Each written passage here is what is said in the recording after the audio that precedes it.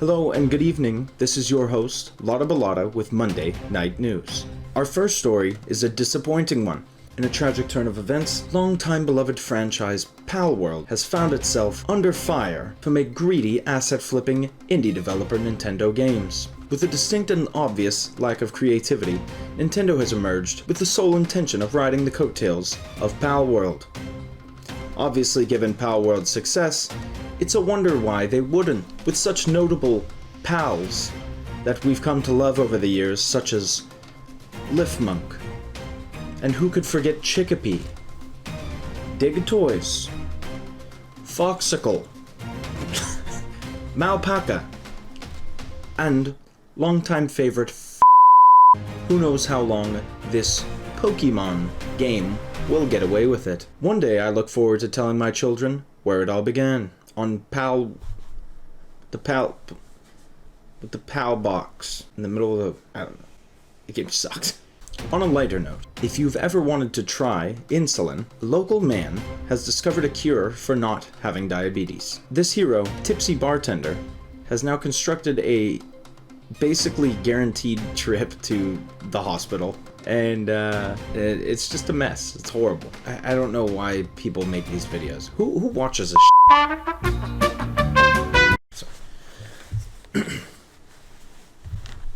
In other news, a small childlike mannequin has been wreaking havoc on customers nationwide. A local Russian hero stepped in to save the day. Upon first laying eyes on the 3-foot assailant, the man bravely struck the little mannequin, saving the lives of, potentially, everyone in the store. Shortly after this, the hero was met with hugs and high fives to his head and chest area repeatedly.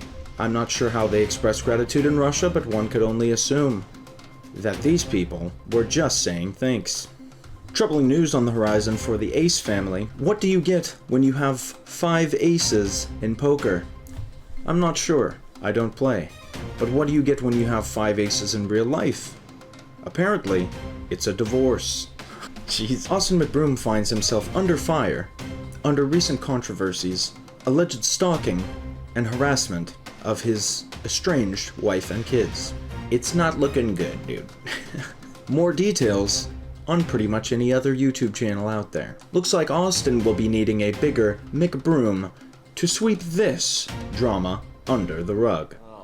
And now, it is time for our top report. Now we're gonna get a little bit real here, alright? Avatar: The Last Airbender is, in my opinion, the best thing that's ever happened to TV. Through and through, the show kicks ass. Characters, amazing. Story, amazing. If you haven't watched it yet, do yourself a favor, go watch it. 60 episodes, 20 minutes apiece. Turn off the video, get to it. It's fantastic. That said, some people just hate cartoons and they can't take them seriously, which is kind of valid. So, that got me looking forward to the new adaptation that was going to be released by Netflix. Now, shows have been getting made live action left and right. I mean, I don't know who kicked that off, but maybe it was Disney. It's getting obnoxious at this point, but hey, you gotta do what you gotta do.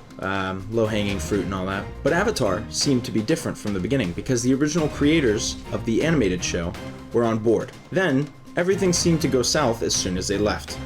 And with recent developments, one can only conclude the show is going to be hot dog shit.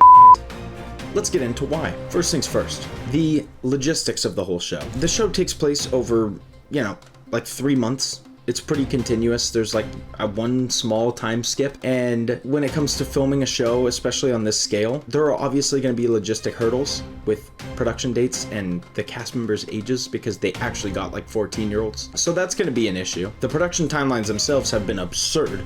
I mean, I don't know how long it takes to make a show, but they're taking a pretty goddamn long time. I mean, the kid's like, he could get drafted at this point. He was like 12 when they started filming. It's just preposterous. But yeah, those mixed in with some of the creative disagreements that they had with the original showrunners were some of the initial things that made me skeptical. Now, my second point is where I kind of start to get a little bit more skeptical. So now it's coming out that they are shifting around plot points for the sake of convenience. This isn't really an issue by itself, because honestly, given the logistical feats they have to overcome, they have to be a little bit creative. And I think they do have to veer off the beaten path a little bit. But some of the changes are a little bit questionable and honestly lazy. So first one, they completely cut Sozin's comment because they didn't want to create a time crunch on the characters so that they could space out how long everything takes and basically explain why the actors got so old. This takes away pretty much every ounce of urgency that the characters have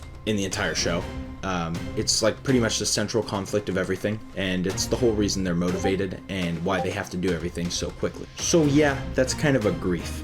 The second thing is, if you haven't seen the show, there's a pivotal moment very early on in the show where the main character, Aang, finds out that basically all of his people have been killed. And it's a really emotional moment because everything leading up to it had been really lighthearted, and you'd seen the side of him of just being an innocent kid, and this is the first time he really sees the world for how it really is. It's very important to the show, and it's a really emotional moment, even for a kid's cartoon. They decided to, instead of doing that, just come out the gate swinging with genocide, which is maybe not as effective emotionally. It might be a good attention grabber. That's for certain. That's pretty questionable. Even that's not enough to make me have complete doubt. Moving on to my third point, and this is where they lose it. The strongest thing that I could say about that show is the characters. The characters make the show.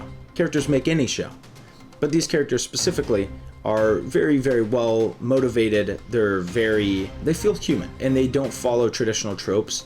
Like, I mean, I get it. Okay, it's a kid's cartoon, but like, you got one guy who's the comic relief, but he's also the like strategist and brains of the group. You never see that in the same way in any other media. It's always like the smart person is the smart person because they're always smart.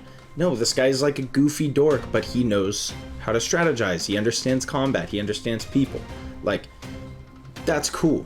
And that's a deep, realistic person, you know, compared to just somebody who's one note. I don't know. The characters are really deep. They're very fleshed out, and they have their good and their bad. Well, they opted to remove some of that bad in some of the characters. They decided to remove Sokka being sexist. Now, before you light your torch and sharpen your pitchfork, yeah, it sounds bad. Okay. I don't want a character to be sexist. But if you've seen the show, you can clearly understand how important that is to his character development and his journey overall. He meets some girls that are, you know, really powerful warriors. He doesn't give them credit because they're women, and he's really sexist, and he's, you know, stuck in his ways. Men are warriors, women cook and clean, and he is shown that that's obviously not the case, and that anyone can really be strong. And he learns that lesson through his mistakes, because nobody's perfect. Nobody wants a perfect character. And they opted to take that out of the show. They felt it wasn't necessary. So we're just gonna have a bunch of like perfect people running around, not doing anything wrong.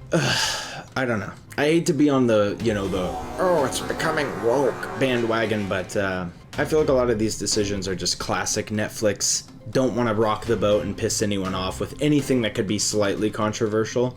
Even though the point of showing the sexism is to show that sexism is bad. I guess if you never show it, it never happens in real life then. That's what it is. That's what it means. Yep. We can show genocide though. Yeah. No, that's okay. We can show people getting killed, but you can't make comments about women being weak. We'll see. And I'm still gonna watch it. Just gonna have my expectations low, so I don't get my heart ripped out. Thanks for tuning in, and thank you for your support. Top researchers have found that clicking the like button, turning on the bell for notifications, and subscribing have shown it's good for your health. Hitting subscribe, like, and the bell button have shown to give you more success. It's a 50% chance of you're gonna 50% chance, 50% chance, probably. Thanks again for watching. Until next week.